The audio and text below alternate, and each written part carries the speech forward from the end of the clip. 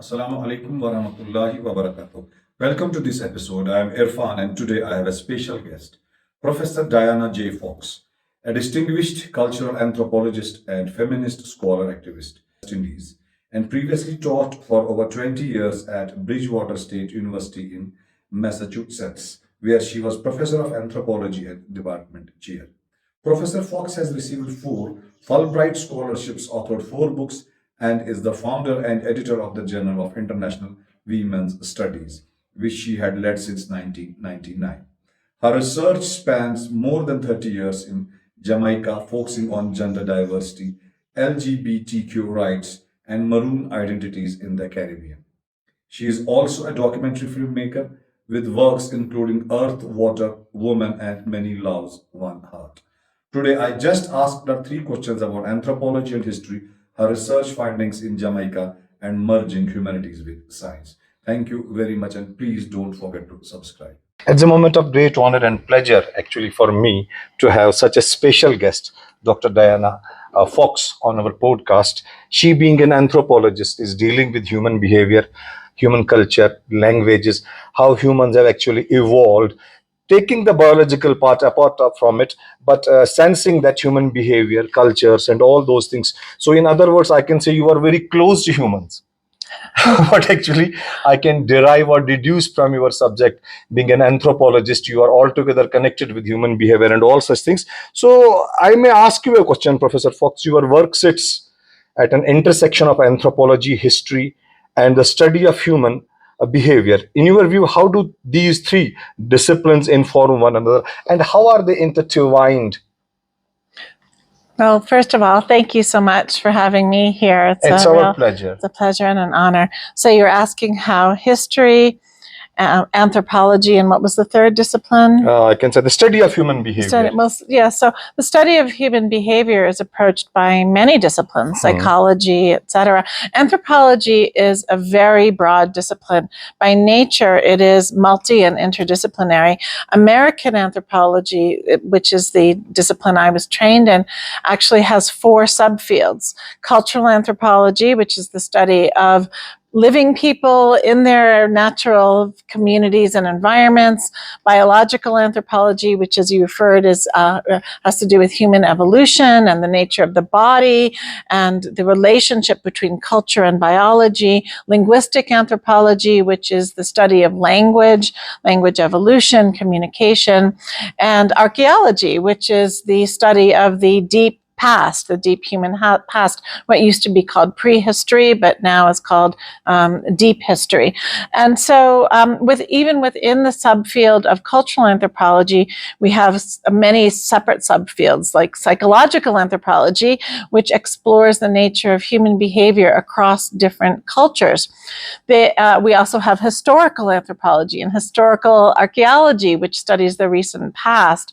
So all of these fields are related to one another because anthropology is essentially interested in human beings, past and present, across time and space. And the central question of anthropology is, what makes human beings different from one another, and how are we similar? So we try to understand how the particularities of history, of culture, of psychology, inform, and environment, of course. The environments that we have evolved in, that we've adapted to, also shape the nature of our societies. All of these interrelate to create human societies in which there are significant differences, but also many overlaps. All human beings, for example, have various forms of political institutions. We have economies. We have kinship networks, marriage, for example. Yeah. The domain is altogether increasing every time. Yeah, it's a very broad discipline. Of course, people focus within that. For example, what is the nature of marriage in Kashmir versus what is the nature of marriage in somewhere else? Exactly. That's great. Yes. So I may ask you one more thing, which actually links. The first question is, when you study anthropology and when you study human behavior, particularly about gender, identity, and community, what does anthropology gain from history and from all this behavior? Well, we understand that what we see in the present day in terms of the dynamics of gender relationships and what we call gender systems. So all of the institutions that structure and inform gender, from kinship to marriage patterns to the division of labor, all of that we see expressed in current societies today is the product of history. Yeah. Right? It's emerged from over a long period of time, and culture is not static. Culture is always emerging and changing. When we look at gender systems, what we understand is that what people claim to be what has always been. Marriage has always been this way, or women have always worked here and men have always worked here. But that's not we true. know that it is not true. We know that there have always been shifts and changes, and that there are accompanying belief systems and ideologies which seek to justify the expressions of gender in the moment. But when we have this long cross-cultural historical lens, we then understand that what we're living in is the product of that long period of time. So very thank you. People also say that somewhere down the line, philosophy also is maybe I cannot say the part of anthropology, but it's somewhere getting a link or a connection with anthropology. For example, when you deal with the subjectivity and objectivity of morals and ethics. So, what is the role of anthropology in that particular sense? How people actually devise the concept of morality and ethics and all such things. Well, that's also related to this theme of human differences and similarities. All cultures everywhere have a sense of what is right and wrong. What's right and wrong. And there, we even see commonalities across cultures, what we might call human universals. So almost everywhere in the world, people think that murder is wrong. Right? People have taboos around marriage, around sexuality, what we call incest taboos. They might differ from place to place, but people all have a sense of rightness and wrongness. No, what I actually want to say, is there something intrinsic part playing in the moralities, or they are simply, you see, preoccupied with the religious beliefs that actually make their psyche? I see. Well, there are people who claim that. So Jung, for example, who argues that there are, prototypes, the hero, for example, or even, Freudian psychology and psychoanalysis, the mother figure, the father figure. But anthropologists take a view that our sense of morality is conditioned by context, so that while there is a proclivity towards morality, the nature of that morality is very variable across societies. However, I would also say that in our globalized world, where people have migrated, where they communicate across our new communication systems, we might say that we have an emerging global culture. We have a culture of human rights, even though they're abused. There is the ideology, the belief system that there should be certain kinds of respect due to human beings, no matter what their culture is, so that there is a morality that supersedes culture that is human. That's human. Very nice. Secondly, you have conducted extensive field work in Jamaica over past 30 years, particularly on LGBTQ rights, maroon identities, and women's activism. Could you share one specific research project finding from Jamaica that surprised you, or that was somewhat unexpected?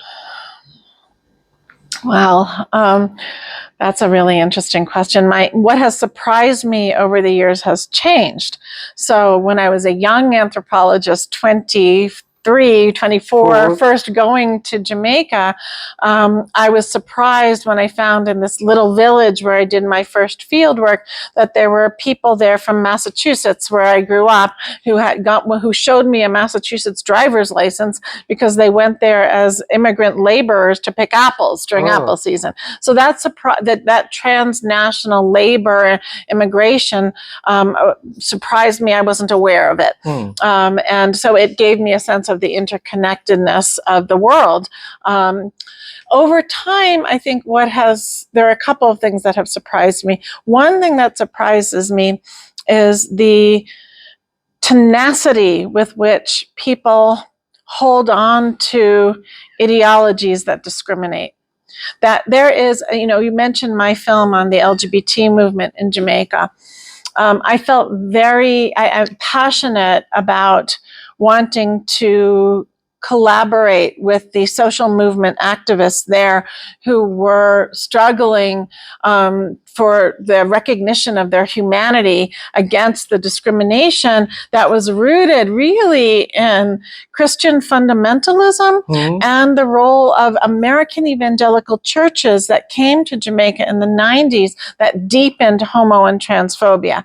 And, there's an anti-colonial sentiment, but much of the LGBT, antipathy is actually rooted in colonial ideologies. So that surprised me, that contradiction.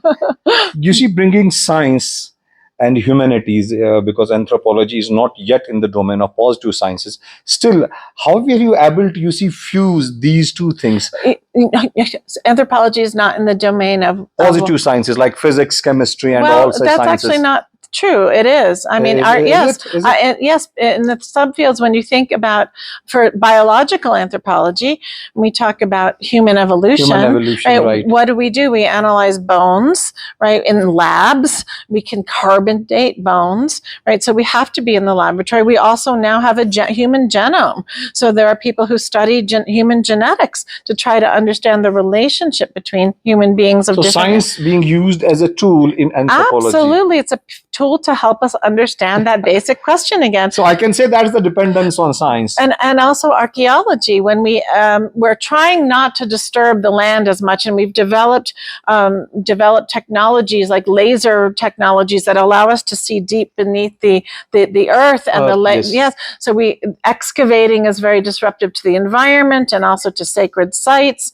But even in understanding the layers upon layers of human settlements, we have to understand geology, right? So students in my department take science courses. Chemistry makes up the soils of the earth, right? So geology, chemistry, biology, these are very pertinent to various schools of anthropological research. Of anthropology, right? Yes. So where did this idea came from regarding this international conference, fusing humanities, especially literature, with science? Well, I have only recently, in the last year or so, come into contact with Rishikesh and the Ecosophical Foundation. My master's thesis back in 1993 was on deep ecology and ecosophy. Deep ecology is an idea that was coined by the Norwegian philosopher Arne Næss. And it struck me when Rishikesh somehow found me and invited me to be a keynote speaker last December. I wasn't able to get here, it was in Lucknow. I wasn't able to get there then, but I gave the talk online at 3 a.m. And then when I was going to be in Kashmir, he reached out and invited me to give the keynote here. So it's been this lovely collaboration. But it was so interesting to me to learn that a philosophy that was born in Norway, which has had global impact, has been taken up, by this organization to look at the relationships between human beings and the rest of the living biosphere, our living Earth. And so literature, of course, is critically important. As an anthropologist, I'm not a literary scholar, but stories. Anthropologists know that human beings are a storytelling species. That's one of the things that makes us human. We tell stories, and literature is a wonderful entry point, into cross-cultural analysis because it produces empathy and compassion and character association. So I myself have been a great fan not only of Indian literature but literature from the Caribbean. And so I analyzed a text by a Jamaican author exploring its relationship to the climate crisis. Thank you very much. It was so nice to talk to you. Thank you. Wonderful questions. Thank you so much. Thank you. Okay.